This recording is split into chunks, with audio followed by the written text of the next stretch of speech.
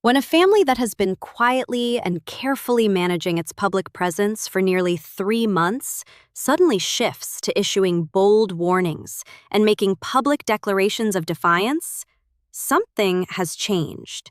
Not necessarily in the investigation, though that is possible, but certainly in the family's relationship to the ongoing situation and their willingness to communicate publicly about it. That shift happened this week in the Nancy Guthrie case, and it is one of the most significant developments in the case's public dimension since the investigation began. Savannah Guthrie issued what is described as a bold warning in connection with the ongoing questions about her mother's disappearance. She also made a public statement vowing that whoever is behind this will not take our joy. Annie Guthrie and her husband Tommaso Cioni separately sent their own warning. These are not the cautious, limited public statements that have characterized the family's communication approach for the past 11 weeks. They are something different. They are active, specific, and directed. At the same time, the investigation has produced a new and disturbing social media development. A post appeared claiming that the person posting knows where Nancy Guthrie is. That post has sparked concern among people following the case and has created a secondary investigative dimension that law enforcement is working to assess. Whether the post represents a genuine claim, a hoax, or a deliberate attempt to manipulate attention in the case, it is now part of the active investigative picture. The expert community has also added significantly to the analytical record this week. The mask and hood theory, offered by a former FBI agent, a ransom note theory from a separate former agent, a bombshell expert theory about the suspect, and a simple motive theory backed by the family themselves. Together, these contributions are building the most specific public portrait of the suspected perpetrator that this investigation has produced. The medical clock, meanwhile, continues to run. Nancy Guthrie has been without her regular medication for 78 days. The consequences of that are not theoretical. They are biological, and they are accumulating. This report examines all of it in full. The family's public communication shift is the thread this report follows first, because it is the development that most directly reflects the current state of the people at the center of this case. For 11 weeks, the Guthrie family has managed its public presence in this investigation with notable care. Savannah Guthrie's on-air and public statements about her mother have been limited, carefully worded, and consistent with the approach that families in active investigations are typically guided toward by law enforcement. That approach prioritizes not giving the suspect information about what investigators know, not influencing witnesses, and not complicating the management of any ongoing communication between investigators and the kidnapper. This week's public statements represent a departure from that approach. The departure may be coordinated with investigators, a strategic decision to apply public pressure at a specific moment, or it may reflect the family's independent decision that the costs of continued public restraint outweigh whatever benefits it provides at this stage. Either way, the departure is significant.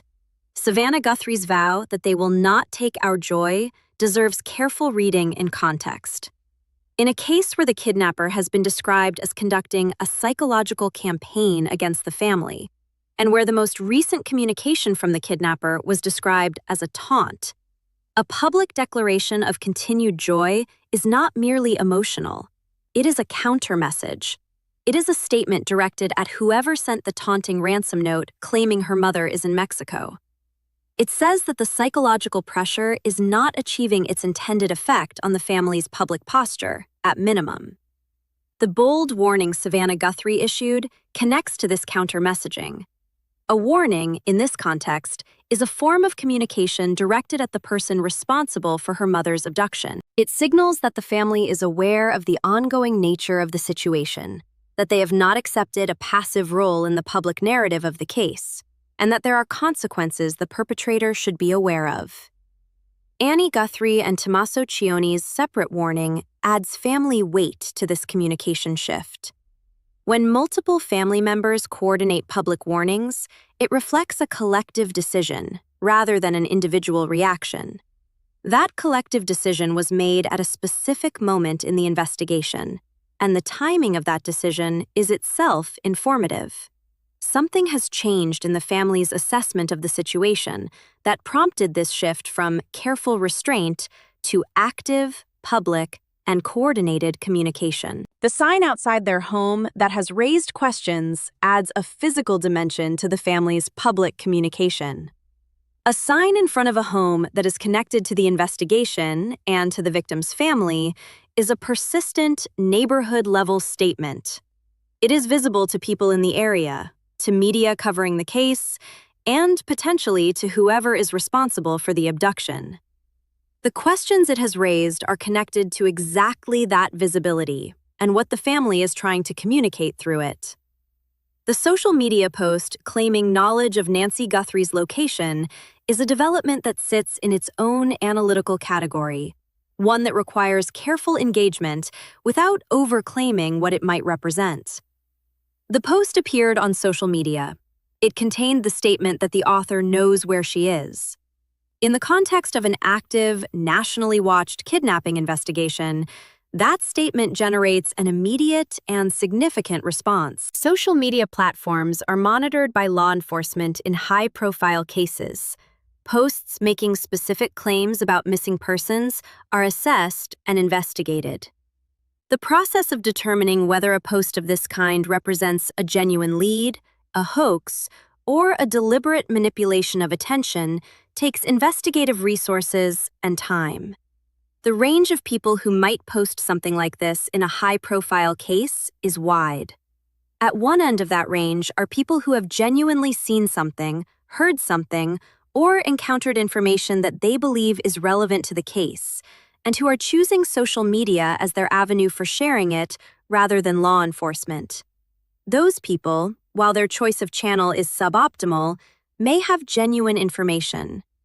Investigators follow up on social media leads in exactly this way. Further along the range are people who are seeking attention and engagement in a high-profile case, posting something designed to generate reaction without genuine informational basis. These posts complicate investigations by consuming investigative resources needed for genuine leads. At the far end of the range, in a case with the specific communication dynamics that this one has exhibited, is the possibility that the post is connected to the person responsible for the abduction, or to someone in their orbit.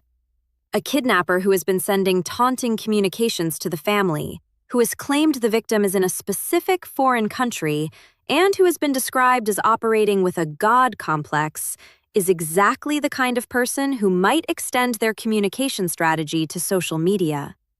The disruption that a social media post of this kind creates in the public's understanding of the case, and the additional investigative resources it consumes, would be consistent with the calculated chaos strategy that the God complex profile predicts. Law enforcement is working to assess the post. The assessment requires identifying the poster, determining what, if any, genuine information underlies the claim, and evaluating whether the post is connected to the ongoing communications from the kidnapper. All of those processes take time. Subscribing to this coverage is the best way to receive the assessment of that social media situation as soon as it produces a public result. Because in a case moving at this pace, a single development can change the investigative picture entirely. The expert analytical contributions this week collectively represent the most specific and directional public portrait of the suspected kidnapper that has been assembled in the public record of this case. The mask and hood theory, attributed to a former FBI agent, takes its name from the specific concealment the kidnapper used during the abduction. The choice of a mask and hood is not incidental to the profile the agent is building. It reflects a specific set of decisions by the perpetrator that carry information about who they are, what environments they move through, and how they understood the evidentiary landscape of the crime they were planning. A mask implies awareness of the possibility of facial identification through witness observation or surveillance cameras. Someone who wears a mask to commit a kidnapping has thought through the possibility that they will be seen and has prepared for that possibility. That level of preparation is consistent with the observation, made earlier in this investigation, that the kidnapper had a plan from the beginning. The specific type of hood chosen adds another layer of analysis. Different types of concealment are associated with different social and functional contexts. The investigative analysis of the specific hood used during the abduction connects the perpetrator to a set of social environments, activities, and purchasing patterns that can be used to narrow the field of potential suspects. A person who habitually wears a specific type of hood, who owns one, who would naturally have one available, is part of a defined social and demographic group. Identifying that group is part of how an investigative profile is built. The ransom note theory offered by a second former FBI agent this week engages a different evidentiary object, but a related analytical framework. Ransom notes, as has been discussed in prior reporting on this case, are forensic evidence in multiple dimensions simultaneously. The physical characteristics of the note, the linguistic patterns of its content, and the structural choices made in how it was composed all carry information about the person who produced it. The agent's theory about the ransom notes in this case connects those evidentiary dimensions to specific claims about the kidnapper's identity. A bombshell expert theory about the suspect, as described in reporting this week, signals a development in the analytical record that goes beyond what prior expert commentary has produced. The word bombshell, in the context of expert criminal analysis, suggests a theory that departs significantly from the existing analytical frame, that introduces information or a perspective that was not previously in the public record, or that makes a specific claim about the perpetrator's identity that has not been made before. The simple motive theory backed by the family is, in many respects, the most directly significant of this week's expert contributions. When the people closest to the case, the people who know Nancy Guthrie, who know her history, her relationships, and the circumstances of her life before the abduction, endorse a specific theory about why she was targeted, they are communicating something about what they know that goes beyond public analysis. Their endorsement implies alignment between the theory and private knowledge they have not shared publicly. What that simple motive is, and why the family believes it is correct, would advance the public understanding of this case significantly. The community and neighborhood dimensions of this case produced two specific developments this week that reflect how the case's extended duration is reshaping the spaces closest to it. A memorial that had been established in connection with the Nancy Guthrie case was partially taken down this week due to HOA concerns. The homeowners association governing the neighborhood where the memorial was located raised issues that resulted in its partial removal. The collision between ordinary neighborhood governance and an extraordinary situation is one of the many ways in which the extended timeline of this investigation imposes itself on people and institutions that did not choose to be part of it. Memorials in cases of missing persons serve a specific function in the community's relationship to the case. They are physical anchors for ongoing public concern. They mark the space as one that is meaningful in the context of the investigation. They provide a location where people can express solidarity and maintain awareness. Their removal, even partial, even for administrative reasons, generates a reaction that is disproportionate to the administrative decision itself because of what the memorial represents to people following the case. The HOA's concerns are not unreasonable in the abstract. Community associations exist to manage shared spaces according to agreed-upon standards, and those standards do not typically include exceptions for memorials related to ongoing investigations. But the application of those standards in this context is experienced by many observers as a failure of community empathy. The partial removal has been noted and has generated its own reaction within the broader coverage of the case. The sign outside the Nancy Guthrie and Tommaso Cioni home that has raised questions represents a different kind of neighborhood-level communication. A sign placed by family members in front of their own home in a neighborhood that has been at the center of this investigation for nearly 3 months is a deliberate act of public expression. The questions it has raised are connected to what the sign communicates and to whom. Nancy Guthrie has now been missing for 78 days. In those 78 days, she has been without her regular medication. Her family has moved from careful silence to active, public, and coordinated warnings. Social media has produced a disturbing claim of knowledge about her location. Expert analysis has produced the most specific theories yet about the identity of her kidnapper. A memorial has been partially removed. A sign in the neighborhood has raised questions. None of those developments individually constitutes the resolution that the investigation is working toward. Together, they constitute the 78-day mark of a case that is more complex, more urgent, and more humanly significant than any single development can capture. The convergence of multiple expert theories in a single week, each arriving from a different analytical direction, but collectively building toward a more specific picture of the suspect, is a development in the public dimension of this investigation that deserves sustained attention. When a former FBI agent introduces the mask and hood theory, when a second former agent offers a ransom note analysis, and when a third expert releases what is described as a bombshell theory about the suspect, all within the same week, it suggests that the analytical community surrounding this case is arriving at a shared point of focus.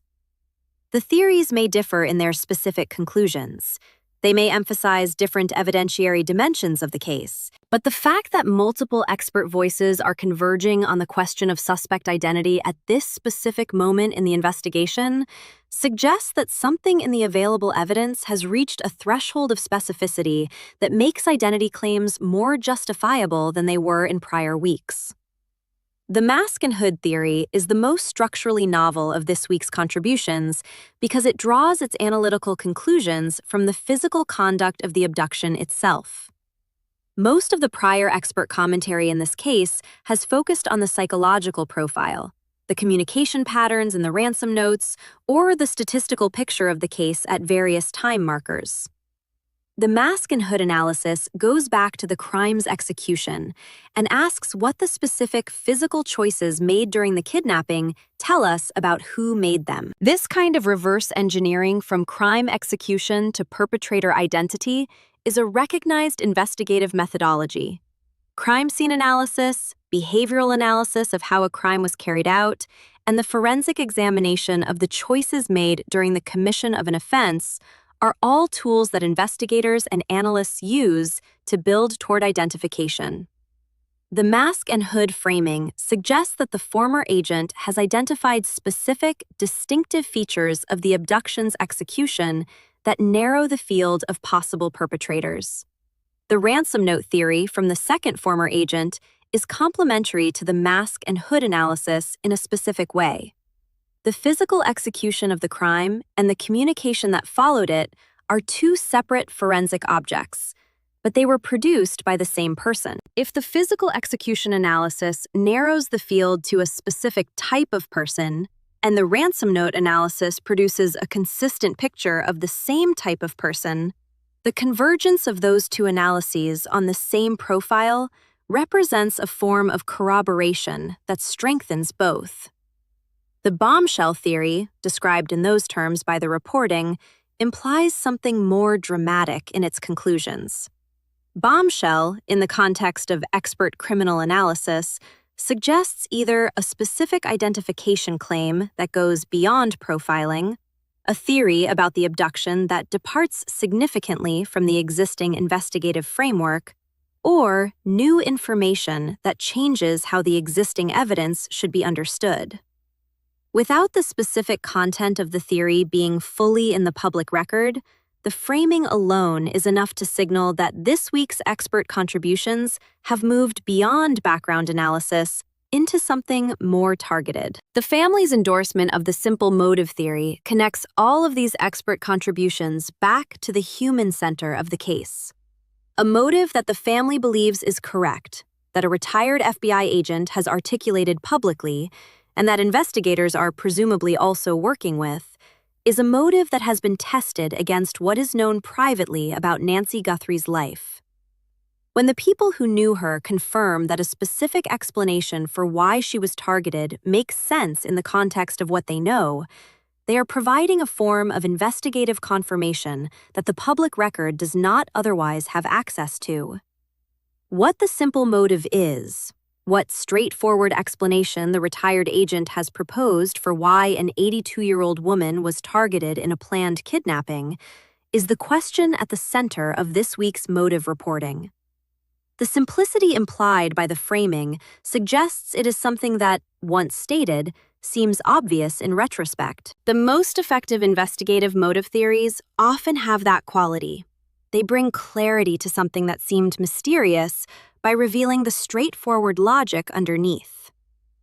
The investigation, at 78 days, is generating analytical convergence in the expert community at the same time that the family is moving toward more active public communication.